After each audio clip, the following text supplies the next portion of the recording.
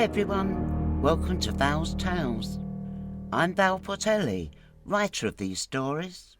I'm Val's sister, Wendy Walker, and I'm the narrator. And Wendy's daughter, Jazz, is our producer. Settle down, the story is about to start.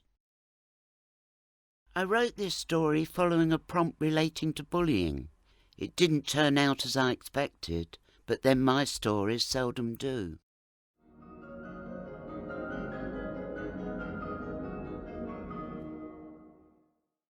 If anyone asks, tell them we're fine.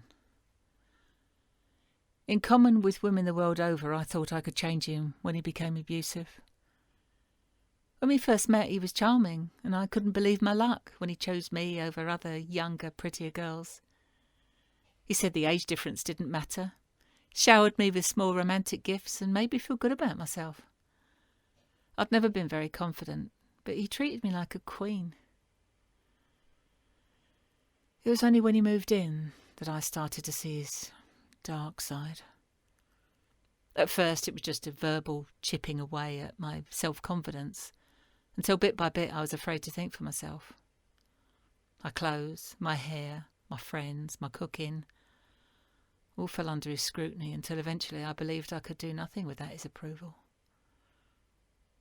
I tried hard to make myself look nice, slaved over the stove to improve my culinary skills, and gradually stopped my friends from coming to the house when he told me they weren't the right type. Once I'd had some savings, but when I became flustered all about interest rates and bank charges, he took over checking my statement to save me the worry.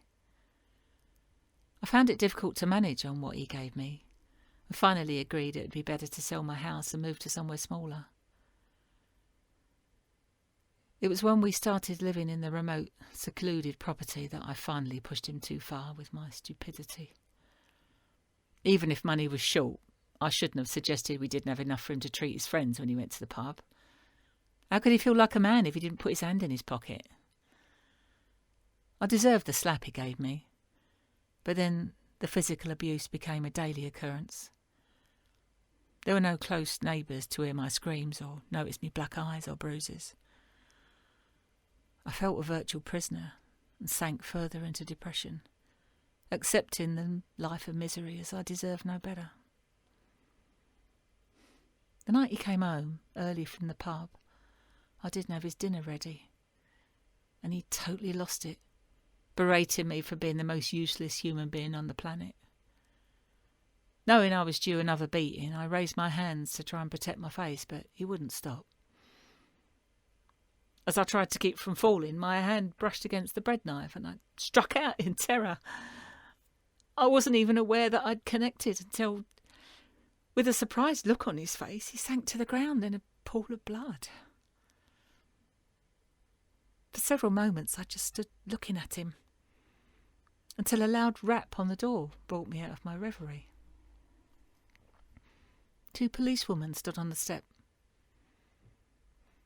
"Good evening, madam. We're sorry to disturb you, but we've had reports you might be in need of some assistance.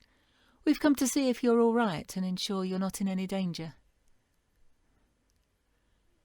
"I appreciate your concern, officers," I replied.